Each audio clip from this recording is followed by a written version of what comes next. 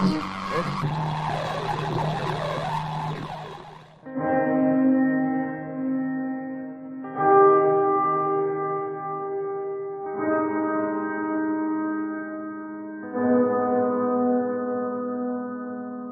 Secret Garden by G.K. Chesterton. Aristide Valentin, chief of the Paris police, was late for his dinner, and some of his guests began to arrive before him. These were, however, reassured by his confidential servant, Ivan, the old man with a scar, and a face almost as grey as his moustaches, who always sat at a table in the entrance hall, a hall hung with weapons. Valentin's house was perhaps as peculiar and celebrated as its master. It was an old house, with high walls and tall poplars almost overhanging the Seine, but the oddity and perhaps the police value of its architecture was this, that there was no ultimate exit at all, except through this front door, which was guarded by Ivan and the armory. The garden was large and elaborate, and there were many exits from the house into the garden. But there was no exit from the garden into the world outside. All round it ran a tall, smooth, unscalable wall with special spikes at the top. No bad garden, perhaps, for a man to reflect in whom some 100 criminals had sworn to kill. As Ivan explained to the guests, their host had telephoned that he was detained for 10 minutes. He was, in truth, making some last arrangements about executions and such ugly things, and though these duties were rootedly repulsive to him, he always performed them with precision. Ruthless in the pursuit of criminals, he was very mild about their punishment. Since he had been supreme over French and largely over European policial methods, his great influence had been honorably used for the mitigation of sentences and the purification of prisons. He was one of the great humanitarian French freethinkers, and the only thing wrong with them is that they make mercy even colder than justice. When Valentin arrived, he was already dressed in black clothes and the red rosette, an elegant figure, his dark beard already streaked with grey. He went straight through his house to his study, which opened on the grounds behind. The garden door of it was open, and after he had carefully locked his box in its official place, he stood for a few seconds at the open door looking out upon the garden. A sharp moon was fighting with the flying rags and tatters of a storm, and Valentin regarded it with a wistfulness unusual in such scientific natures as his. Perhaps such scientific natures have some psychic prevision of the most tremendous problem of their lives. From any such occult mood, at least, he quickly recovered, for he knew he was late, and that his guests had already begun to arrive. A glance at his drawing room, when he entered it, was enough to make certain that his principal guest was not there. At any rate, he saw all the other pillars of the little party. He saw Lord Galloway, the English ambassador, a choleric old man with a russet face like an apple, wearing the blue ribbon of the garter. He saw Lady Galloway, slim and thread-like, with silver hair and a face sensitive and superior. He saw her daughter, Lady Margaret Graham, a pale and pretty girl with an elfish face and copper-colored hair. He saw the Duchess of Montstreet, Michelle, black-eyed and opulent, and with her 2 daughters, black-eyed and opulent also. He saw Dr. Simon, a typical French scientist, with glasses, a pointed brown beard, and a forehead barred with those parallel wrinkles which are the penalty of superciliousness, since they come through constantly elevating the eyebrows. He saw Father Brown, of Cobhole, in Essex, whom he had recently met in England. He saw, perhaps with more interest than any of these, a tall man in uniform, who had bowed to the Galloways without receiving any very hearty acknowledgment, and who now advanced alone to pay his respects to his host. This was Commandant O'Brien, of the French Foreign Legion. He was a slim yet somewhat swaggering figure, clean-shaven, dark-haired, and blue-eyed, and, as seemed natural in an officer of that famous regiment of victorious failures and successful suicides, he had an air at once dashing and melancholy. He was by birth an Irish gentleman, and in boyhood had known the Galloways, especially Margaret Graham. He had left his country after some crash of debts, and now expressed his complete freedom from British etiquette by swinging about in uniform, saber, and spurs. When he bowed to the ambassador's family, Lord and Lady Galloway bent stiffly, and Lady Margaret looked away. But for whatever old causes such people might be interested in each other, their distinguished host was not specially interested in them. No one of them at least was in his eyes the guest of the evening. Valentin was expecting, for special reasons, a man of worldwide fame, whose friendship he had secured during some of his great detective tours and triumphs in the United States. He was expecting Julius K. Brain, that multi-millionaire whose colossal and even crushing endowments of small religions have occasioned so much easy sport and easier solemnity for the American and English papers. Nobody could quite make out whether Mr. Brain was an atheist or a Mormon or a Christian Scientist, but he was ready to pour money into any intellectual vessel, so long as it was an untried vessel.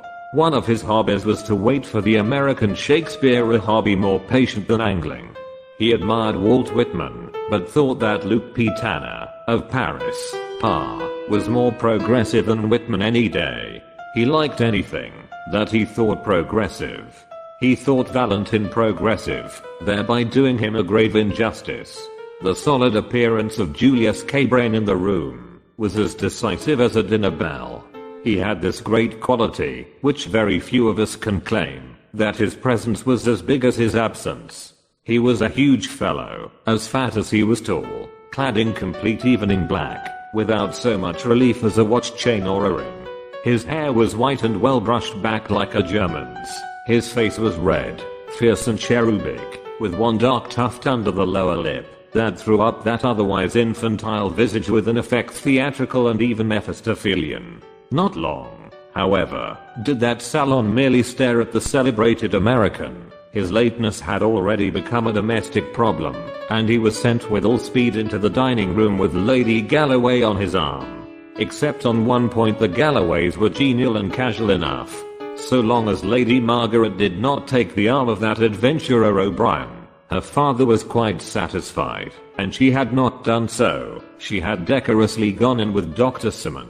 Nevertheless, old Lord Galloway was restless and almost rude. He was diplomatic enough during dinner, but when, over the cigars, three of the younger men, Simon the doctor, Brown the priest, and the detrimental O'Brien, the exile in a foreign uniform, all melted away, to mix with the ladies or smoke in the conservatory, then the English diplomatist grew very undiplomatic indeed. He was stung every 60 seconds with the thought that the scamp O'Brien might be signaling to Margaret somehow. He did not attempt to imagine how. He was left over the coffee with Brain, the hoary Yankee who believed in all religions, and Valentin, the grizzled Frenchman who believed in none. They could argue with each other, but neither could appeal to him. After a time, this progressive logomachy had reached a crisis of tedium. Lord Galloway got up also, and sought the drawing room. He lost his way in long passages for some 6 or 8 minutes, till he heard the high-pitched didactic voice of the doctor, and then the dull voice of the priest, followed by general laughter. They also, he thought with a curse, were probably arguing about science and religion. But the instant he opened the salon door, he saw only one thing. He saw what was not there. He saw that Commandant O'Brien was absent, and that Lady Margaret was absent too. Rising impatiently from the drawing room, as he had from the dining room, he stamped along the passage once more. His notion of protecting his daughter from the Irish-Algerian ne'er-do-weel had become something central and even mad in his mind. As he went towards the back of the house, where was Valentin's study, he was surprised to meet his daughter, who swept past with a white, scornful face, which was a second enigma. If she had been with O'Brien, where was O'Brien? If she had not been with O'Brien, where had she been? With a sort of senile and passionate suspicion, he groped his way to the dark back parts of the mansion, and eventually found a servant's entrance that opened onto the garden. The moon with her scimitar had now ripped up and rolled away all the storm wrack. The argent light lit up all 4 corners of the garden. A tall figure in blue was striding across the lawn towards the study door. A glint of moonlit silver on his facings picked him out as Commandant O'Brien. He vanished through the French windows into the house, leaving Lord Galloway in an indescribable temper, at once virulent and vague.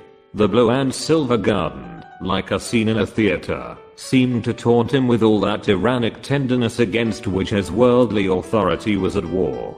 The length and grace of the Irishman's stride enraged him, as if he were a rival instead of a father. The moonlight maddened him. He was trapped, as if by magic, into a garden of troubadours, a Watteau fairyland, and, willing to shake off such amorous imbecilities by speech, he stepped briskly after his enemy. As he did so, he tripped over some tree or stone in the grass, looked down at it first with irritation, and then a second time with curiosity. The next instant the moon and the tall poplars looked at an unusual sight: an elderly English diplomatist running hard, and crying or bellowing as he ran. His hoarse shouts brought a pale face to the study door, the beaming glasses, and worried brow of Dr. Simon, who heard the nobleman's first clear words. Lord Galloway was crying. A corpse in the grass, a blood-stained corpse. O'Brien at last had gone utterly out of his mind. "We must tell Valentine at once," said the doctor, when the other had brokenly described all that he had dared to examine. "It is fortunate that he is here." And even as he spoke, the great detective entered the study, attracted by the cry. It was almost amusing to note his typical transformation. He had come with the common concern of a host and a gentleman, fearing that some guest or servant was ill. When he was told the gory fact, he turned with all his gravity, instantly bright and business-like, for this, however abrupt and awful, was his business. "Strange, gentlemen," he said as they hurried out into the garden, "that I should have hunted mysteries all over the earth, and now one comes and settles in my own backyard. But where is the place?" They crossed the lawn less easily, as a slight mist had begun to rise from the river, but under the guidance of the shaken Galloway they found the body sunken in deep grass, the body of a very tall and broad-shouldered man. He lay face downwards, so they could only see that his big shoulders were clad in black cloth, and that his big head was bald, except for a wisp or two of brown hair that clung to his skull like wet seaweed. A scarlet serpent of blood crawled from under his fallen face. "At least," said Simon, with a deep and singular intonation, "he is none of our party." "Examine him, doctor," cried Valentine rather sharply. "He may not be dead."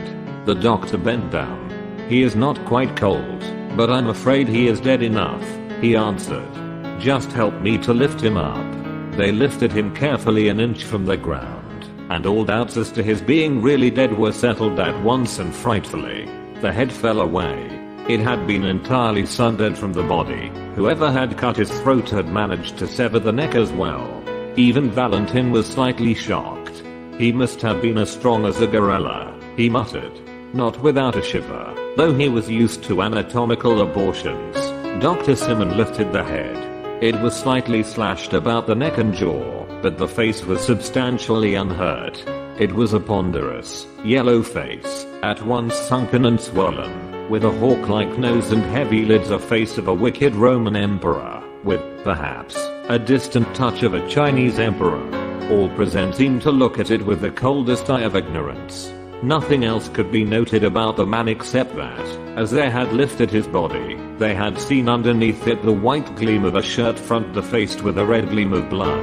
As Dr. Simon said, the man had never been of their party, but he might very well have been trying to join it, for he had come dressed for such an occasion. Valentine went down on his hands and knees, and examined with his closest professional attention the grass and ground for some 20 yards round the body, in which he was assisted less skillfully by the doctor, and quite vaguely by the English lord. Nothing rewarded their grovellings except a few twigs, snapped or chopped into very small lengths, which Valentine lifted for an instant's examination, and then tossed away. "Twigs," he said gravely, "twigs, and a total stranger with his head cut off. That is all there is on this lawn." There was an almost creepy stillness, and then the unnerved Galloway called out sharply, "Who's that? Who's that over there by the garden wall?" A small figure with a foolishly large head drew waveringly near them in the moonlit haze, looked for an instant like a goblin, but turned out to be the harmless little priest whom they had left in the drawing room. "I say," he said meekly, "there are no gates to this garden, do you know?" Valentin's black brows had come together somewhat crossly, as they did on principle at the sight of the cassock. But he was far too just a man to deny the relevance of the remark. "You are right," he said. "Before we find out how he came to be killed, we may have to find out how he came to be here. Now listen to me, gentlemen. If it can be done without prejudice to my position and duty, we shall all agree that certain distinguished names might well be kept out of this. There are ladies, gentlemen, and there is a foreign ambassador. If we must mark it down as a crime, then it must be followed up as a crime. But till then I can use my own discretion. I'm the head of the police. I'm so public that I can afford to be private. Please heaven, I will clear every one of my own guests before I call in my men to look for anybody else. Gentlemen, upon your honor, you will none of you leave the house till tomorrow at noon. There are bedrooms for all. Simon, I think you know where to find my man, Ivan, in the front hall. He is a confidential man. Tell him to leave another servant on guard and come to me at once. Lord Galloway, you are certainly the best person to tell the ladies what has happened and prevent a panic. They also must stay. Father Brown and I will remain with the body." When this spirit of the captain spoke in Valentin, he was obeyed like a bugle. Dr. Simon went through to the armory and rooted out Ivan, the public detective's private detective. Galloway went to the drawing room and told the terrible news tactfully enough, so that by the time the company assembled there the ladies were already startled and already soothed. Meanwhile the good priest and the good atheist stood at the head and foot of the dead man motionless in the moonlight, like symbolic statues of their two philosophies of death. Ivan, the confidential man with the scar and the moustaches, came out of the house like a cannonball, and came racing across the lawn to Valentin like a dog to his master. His livid face was quite lively with the glow of this domestic detective story, and it was with almost unpleasant eagerness that he asked his master's permission to examine the remains. "Yes, look, if you like, Ivan," said Valentin, "but don't be long. We must go in and thrash this out in the house." Ivan lifted the head, and then almost let it drop. "Why," he gasped, "it's no, it isn't, it can't be. Do you know this man, sir?" "No," said Valentin indifferently, "we had better go inside." Between them they carried the corpse to a sofa in the study, and then all made their way to the drawing room. The detective sat down at a desk quietly, and even without hesitation, but his eye was the iron eye of a judge at assize. He made a few rapid notes upon paper in front of him, and then said shortly, "Is everybody here?" "Not Mr. Brain," said the Duchess of Mont Street. Michelle, looking round. "No," said Lord Galloway in a hoarse, harsh voice. "And not Mr. Neil O'Brien, I fancy. I saw that gentleman walking in the garden when the corpse was still warm." "Ivan," said the detective, "go and fetch Commandant O'Brien and Mr. Brain. Mr. Brain, I know, is finishing a cigar in the dining room. Commandant O'Brien, I think, is walking up and down the conservatory. I'm not sure." The faithful attendant flashed from the room, and before anyone could stir or speak, Valentin went on with the same soldierly swiftness of exposition. "Everyone here knows that a dead man has been found in the garden, his head cut clean from his body. Dr. Simon, you have examined it.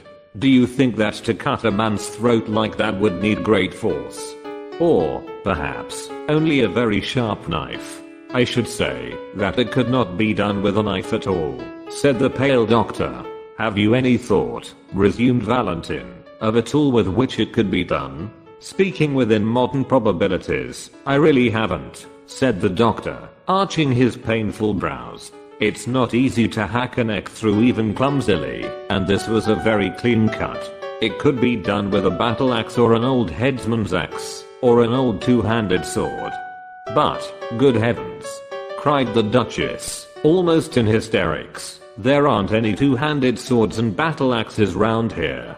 Valentin was still busy with the paper in front of him. Tell me, he said, still writing rapidly, could it have been done with a long French cavalry saber? A low knocking came at the door, which, for some unreasonable reason, curdled everyone's blood like the knocking in Macbeth.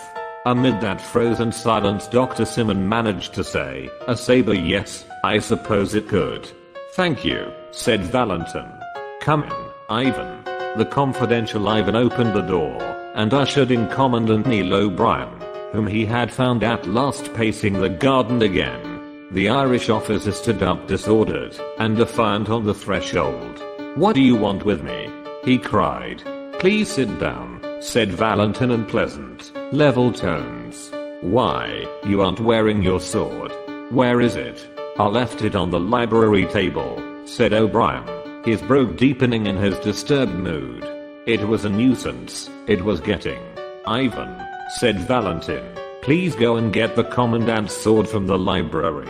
Then, as the servant vanished, Lord Galloway says he saw you leaving the garden just before he found the corpse. What were you doing in the garden? The commandant flung himself recklessly into a chair. Oh, he cried in pure Irish, admiring the moon. Communing with nature, me boy. A heavy silence sank and endured, and at the end of it came again that trivial and terrible knocking. Ivan reappeared, carrying an empty steel scabbard. This is all I can find, he said. Put it on the table, said Valentin, without looking up. There was an inhuman silence in the room, like that sea of inhuman silence round the dock of the condemned murderer. The Duchess's weak exclamations had long ago died away. Lord Galloway's swollen hatred was satisfied and even sobered. The voice that came was quite unexpected. I think I can tell you, cried Lady Margaret, in that clear, quivering voice with which a courageous woman speaks publicly. I can tell you what Mr. O'Brien was doing in the garden, since he is bound to silence. He was asking me to marry him. I refused. I said in my family circumstances I could give him nothing but my respect. He was a little angry at that. He did not seem to think much of my respect. I wonder, she added, with rather a wan smile, if he will care at all for it now. For I offer it him now. I will swear anywhere that he never did a thing like this. Lord Galloway had edged up to his daughter and was intimidating her in what he imagined to be an undertone. Hold your tongue, Maggie, he said in a thunderous whisper. Why should you shield the fellow? Where's his sword? Where's his confounded cavalry? He stopped because of the singular stare with which his daughter was regarding him, a look that was indeed a lurid magnet for the whole group. You old fool, she said in a low voice without pretense of piety. What do you suppose you are trying to prove? I tell you this man was innocent while with me. But if he wasn't innocent, he was still with me. If he murdered a man in the garden, who was it who must have seen, who must at least have known? Do you hate Neil so much as to put your own daughter up? Lady Galloway screamed. Everyone else sat tingling at the touch of those satanic tragedies that have been between lovers before now. They saw the proud, white face of the Scotch aristocrat and her lover, the Irish adventurer, like old portraits in a dark house. The long silence was full of formless historical memories of murdered husbands and poisonous paramours. In the center of this morbid silence an innocent voice said, was it a very long cigar? The change of thought was so sharp that they had to look round to see who had spoken. I mean, said little Father Brown, from the corner of the room. I mean that cigar Mr. Brain is finishing. It seems nearly as long as a walking stick. Despite the irrelevance there was assent as well as irritation in Valentin's face as he lifted his head. Quite right, he remarked sharply. Ivan, go and see about Mr. Brain again, and bring him here at once. The instant the factotum had closed the door, Valentin addressed the girl with an entirely new earnestness. Lady Margaret, he said, we all feel, I'm sure, both gratitude and admiration for your act in rising above your lower dignity and explaining the commandant's conduct. But there is a hiatus still. Lord Galloway, I understand, met you passing from the study to the drawing room, and it was only some minutes afterwards that he found the garden and the commandant still walking there. You have to remember, replied Margaret, with a faint irony in her voice, that I had just refused him, so we should scarcely have come back arm in arm. He is a gentleman, anyhow, and he loitered behind and so got charged with murder. In those few moments, said Valentin gravely, he might really. The knock came again, and Ivan put in his scarred face. Beg pardon, sir, he said, but Mr. Brain has left the house. Left? Cried Valentin, and rose for the first time to his feet. Gone. Scooted. Evaporated, replied Ivan in humorous French. His hat and coat are gone too, and I'll tell you something to cap it all. I ran outside the house to find any traces of him, and I found one, and a big trace, too. What do you mean? Asked Valentin. I'll show you, said his servant, and reappeared with a flashing naked cavalry saber, streaked with blood about the point and edge. Everyone in the room eyed it as if it were a thunderbolt, but the experienced Ivan went on quite quietly. I found this, he said, flung among the bushes 50 yards up the road to Paris. In other words, I found it just where your respectable Mr. Brain threw it, when he ran away. There was again a silence, but of a new sort. Valentin took the saber, examined it, reflected with unaffected concentration of thought, and then turned a respectful face to O'Brien. Commandant, he said, we trust you will always produce this weapon, if it is wanted for police examination. Meanwhile, he added, slapping the steel back in the ringing scabbard, let me return you your sword.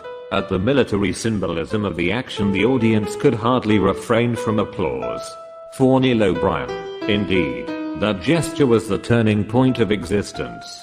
By the time he was wandering in the mysterious garden again in the colors of the morning, the tragic futility of his ordinary mien had fallen from him. He was a man with many reasons for happiness. Lord Galloway was a gentleman, and had offered him an apology. Lady Margaret was something better than a lady, a woman at least, and had perhaps given him something better than an apology, as they drifted among the old flower beds before breakfast. The whole company was more light-hearted and humane, for though the riddle of the death remained, the load of suspicion was lifted off them all, and sent flying off to Paris with the strange millionaire, a man they hardly knew. The devil was cast out of the house he had cast himself out. Still, the riddle remained, and when O'Brien threw himself on a garden seat beside Dr. Simon, that keenly scientific person at once resumed it. He did not get much talk out of O'Brien, whose thoughts were on pleasanter things. I can't say it interests me much, said the Irishman frankly, especially as it seems pretty plain now. Apparently Brain hated this stranger for some reason, lured him into the garden, and killed him with my sword. Then he fled to the city, tossing the sword away as he went. By the way, Ivan tells me the dead man had a Yankee dollar in his pocket. So he was a countryman of Brain's, and that seems to clinch it. I don't see any difficulties about the business.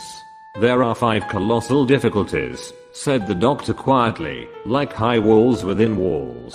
Don't mistake me. I don't doubt that Brain did it. His flight, I fancy, proves that. But as to how he did it. First difficulty, why should a man kill another man with a great hulking saber, when he can almost kill him with a pocket knife, and put it back in his pocket? Second difficulty, why was there no noise or outcry? Does a man commonly see another come up waving a scimitar and offer no remarks? Third difficulty, a servant watched the front door all the evening, and a rat cannot get into Valentin's garden anywhere.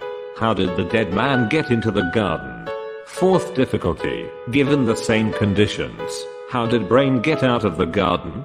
And the fifth, said Neil, with eyes fixed on the English priest who was coming slowly up the path, is a trifle, I suppose, said the doctor, but I think an odd one. When I first saw how the head had been slashed, I suppose the assassin had struck more than once. But on examination I found many cuts across the truncated section. In other words, they were struck after the head was off. Did Brain hate his foe so fiendishly that he stood sabering his body in the moonlight? Horrible, said O'Brien, and shuddered. The little priest, Brown, had arrived while they were talking, and had waited, with characteristic shyness, till they had finished. Then he said awkwardly, "I say, I'm sorry to interrupt, but I was sent to tell you the news." "News?" repeated Simon, and stared at him rather painfully through his glasses. "Yes, I'm sorry," said Father Brown mildly. "There's been another murder, you know." Both men on the seat sprang up, leaving it rocking. "And, what's stranger still," continued the priest, with his dull eye on the rhododendrons, "it's the same disgusting sort. It's another beheading. They found the second head actually bleeding into the river, a few yards along Brain's road to Paris, so they suppose that he—" "Great heaven!" cried O'Brien. "Is Brain a monomaniac?" "There are American vendettas," said the priest impassively. Then he added, "They want you to come to the library and see it." Commandant O'Brien followed the others towards the inquest, feeling decidedly sick. As a soldier, he loathed all this secretive carnage. Where were these extravagant amputations going to stop? First one head was hacked off, and then another. In this case, he told himself bitterly, it was not true that two heads were better than one. As he crossed the study, he almost staggered at a shocking coincidence. Upon Valentin's table lay the colored picture of yet a third bleeding head, and it was the head of Valentin himself. A second glance showed him it was only a nationalist paper, called The Guillotine, which every week showed one of its political opponents with rolling eyes and writhing features just after execution. For Valentin was an anti-clerical of some note, but O'Brien was an Irishman, with a kind of chastity even in his sins, and his gorge rose against that great brutality of the intellect which belongs only to France. He felt Paris as a whole, from the grotesques on the Gothic churches to the gross caricatures in the newspapers. He remembered the gigantic jests of the Revolution. He saw the whole city as one ugly energy, from the sanguinary sketch lying on Valentin's table up to where, above mountain and forest of gargoyles, the great devil grins on Notre Dame. The library was long, low, and dark. What light entered it shot from under low blinds, and had still some of the ruddy tinge of morning.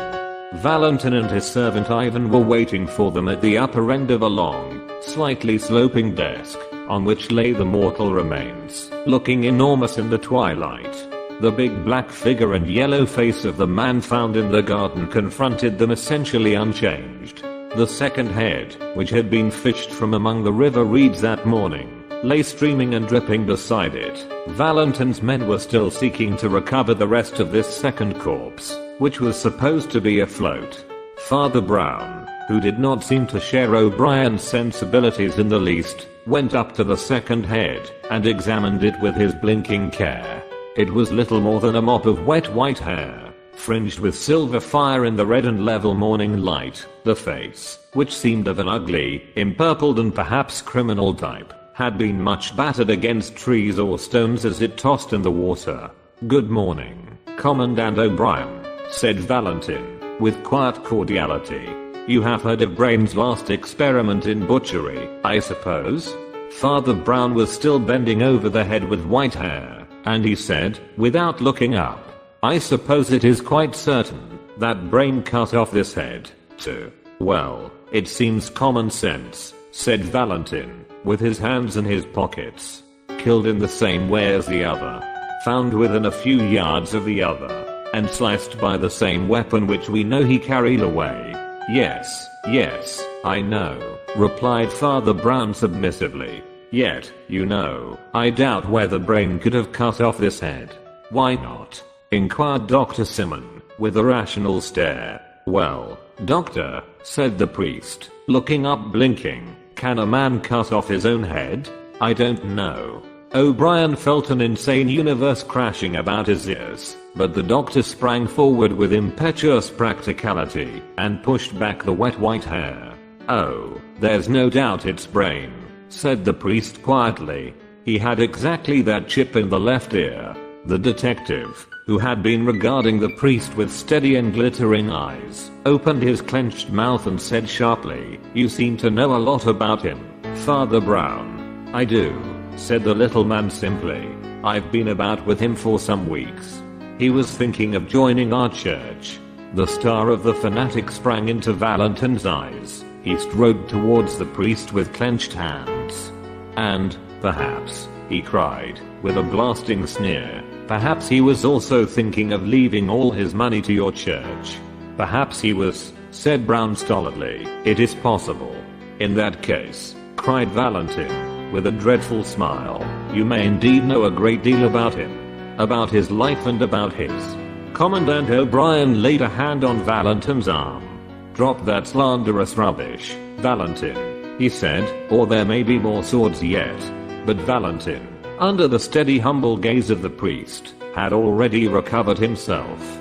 Well, he said shortly, people's private opinions can wait. You gentlemen are still bound by your promise to stay. You must enforce it on yourselves and on each other. Ivan here will tell you anything more you want to know. I must get to business and write to the authorities. We can't keep this quiet any longer. I shall be writing in my study if there is any more news. Is there any more news, Ivan? Asked Dr. Simon, as the chief of police strode out of the room. Only one more thing, I think, sir, said Ivan, wrinkling up his grey old face, but that's important too, in its way. There's that old buffer you found on the lawn. And he pointed without pretense of reverence at the big black body with the yellow head. We've found out who he is, anyhow.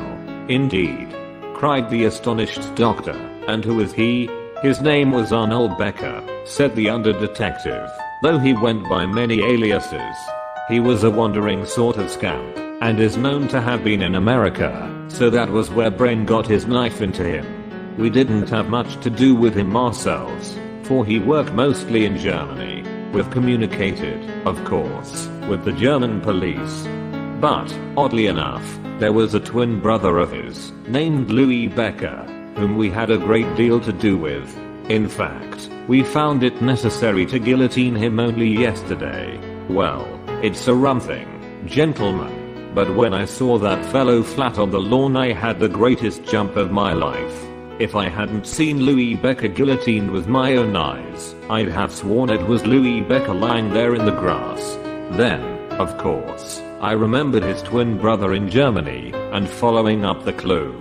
The explanatory Ivan stopped for the excellent reason that nobody was listening to him. The commandant and the doctor were both staring at Father Brown, who had sprung stiffly to his feet, and was holding his temples tight like a man in sudden and violent pain. Stop, stop, stop, he cried. Stop talking a minute, for I see half. Will God give me strength? Will my brain make the one jump and see all? Heaven help me. I used to be fairly good at thinking. I could paraphrase any page in Aquinas once. Will my head split or will it see? I see half, I only see half. He buried his head in his hands, and stood in a sort of rigid torture of thought or prayer, while the other three could only go on staring at this last prodigy of their wild 12 hours. When Father Brown's hands fell they showed a face quite fresh and serious, like a child's. He heaved a huge sigh, and said, let us get this said and done with as quickly as possible. Look here, this will be the quickest way to convince you all of the truth. He turned to the doctor. Drive, Simon, he said, you have a strong headpiece, and I heard you this morning asking the 5 hardest questions about this business. Well, if you will ask them again, I will answer them. Simon's pince-nez dropped from his nose in his doubt and wonder, but he answered at once. Well, the first question, you know, is why a man should kill another with a clumsy saber at all, when a man can kill with a bodkin? A man cannot behead with a bodkin, said Brown calmly, and for this murder beheading was absolutely necessary. Why? Asked O'Brien, with interest. And the next question? Asked Father Brown. Well, why didn't the man cry out or anything? Asked the doctor. Sabers in gardens are certainly unusual. Twigs, said the priest gloomily, and turned to the window which looked on the scene of death. No one saw the point of the twigs. Why should they lie on that lawn? Look at it, so far from any tree. They were not snapped off. They were chopped off. The murderer occupied his enemy with some tricks with the saber, showing how he could cut a branch in midair, or whatnot. Then, while his enemy bent down to see the result, a silent slash, and the head fell. "Well," said the doctor slowly, "that seems plausible enough. But my next two questions will stump anyone." The priest still stood looking critically out of the window and waited. "You know how all the garden was sealed up like an airtight chamber," went on the doctor. "Well, how did the strange man get into the garden?" Without turning round, the little priest answered, "There never was any strange man in the garden." There was a silence, and then a sudden cackle of almost childish laughter relieved the strain. The absurdity of Brown's remark moved Ivan to open taunts. "Oh," he cried, "then we didn't lug a great fat corpse onto a sofa last night. He hadn't got into the garden, I suppose?" "Got into the garden?" repeated Brown reflectively. "No, not entirely." "Hang it all," cried Simon. "A man gets into a garden, or he doesn't." "Not necessarily," said the priest, with a faint smile. "What is the next question, Doctor?" "I fancy you're ill," exclaimed Dr. Simmons sharply, "but I'll ask the next question if you like. How did Brain get out of the garden?" "He didn't get out of the garden," said the priest, still looking out of the window. "Didn't get out of the garden?" exploded Simon. "Not completely," said Father Brown. Simon shook his fists in a frenzy of French logic. "A man gets out of a garden, or he doesn't," he cried. "Not always," said Father Brown. Dr. Simmons sprang to his feet impatiently. "I have no time to spare on such senseless talk," he cried angrily. "If you can't understand a man being on one side of a wall or the other, I won't trouble you further." "Doctor," said the cleric very gently, "we have always got on very pleasantly together. If only for the sake of old friendship, stop and tell me your fifth question." The impatient Simon sank into a chair by the door and said briefly, "The head and shoulders were cut about in a queer way. It seemed to be done after death." "Yes," said the motionless priest, "it was done so as to make you assume exactly the one simple falsehood that you did assume. It was done to make you take for granted that the head belonged to the body. The borderland of the brain, where all the monsters are made, moved horribly in the Gaelic O'Brien. He felt the chaotic presence of all the horsemen and fishwomen that man's unnatural fancy has begotten. A voice older than his first father seemed saying in his ear, 'Keep out of the monstrous garden, where grows the tree with double fruit. Avoid the evil garden, where died the man with two heads.' Yet, while these shameful symbolic shades passed across the ancient mirror of his Irish soul, his Frenchified intellect was quite alert, and was watching the odd priest as closely and incredulously as all the rest. Father Brown had turned round at last, and stood against the window, with his face in dense shadow, but even in that shadow they could see it was pale as ashes. Nevertheless, he spoke quite sensibly, as if there were no Gaelic souls on earth. "Gentlemen," he said, "you did not find the strange body of Becca in the garden. You did not find any strange body in the garden. In face of Dr. Simmons' rationalism, I still affirm that Becca was only partly present. Look here." Pointing to the black bulk of the mysterious corpse, "You never saw that man in your lives. Did you ever see this man?" He rapidly rolled away the bald, yellow head of the unknown, and put in its place the white maned head beside it. And there, complete, unified, unmistakable, lay Julius K. Brain. "The murderer," went on Brown quietly, "hacked off his enemy's head, and flung the sword far over the wall. But he was too clever to fling the sword only. He flung the head over the wall also. Then he had only to clap on another head to the corpse, and, as he insisted on a private inquest, you all imagined a totally new man. Clap on another head," said O'Brien staring. "What other head? Heads don't grow on garden bushes, do they?" "No," said Father Brown huskily, and looking at his boots, "there is only one place where they grow. They grow in the basket of the guillotine, beside which the chief of police, Aristide Valentin, was standing not an hour before the murder. Oh, my friends, hear me a minute more. before you tear me in pieces. Valentin is an honest man. If being mad for an arguable cause is honesty. But did you never see in that cold, grey eye of his, that he is mad? He would do anything, to break what he calls the superstition of the cross.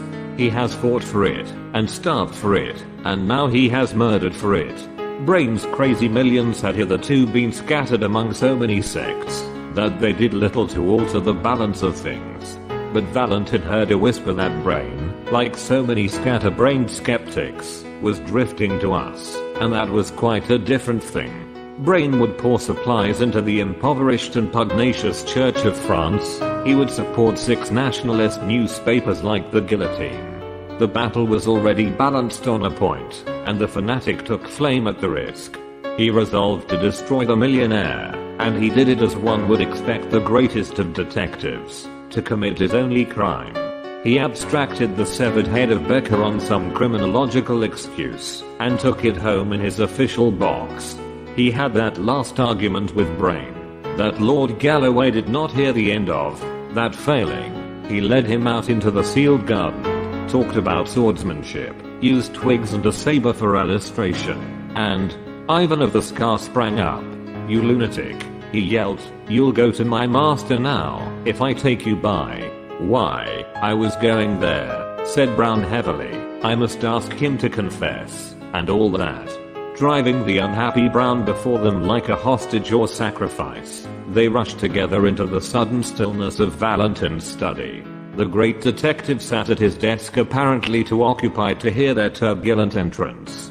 They paused a moment, and then something in the look of that upright and elegant back made the doctor run forward suddenly. A touch and a glance showed him that there was a small box of pills at Valentin's elbow, and that Valentin was dead in his chair, and on the blind face of the suicide was more than the pride of Cato.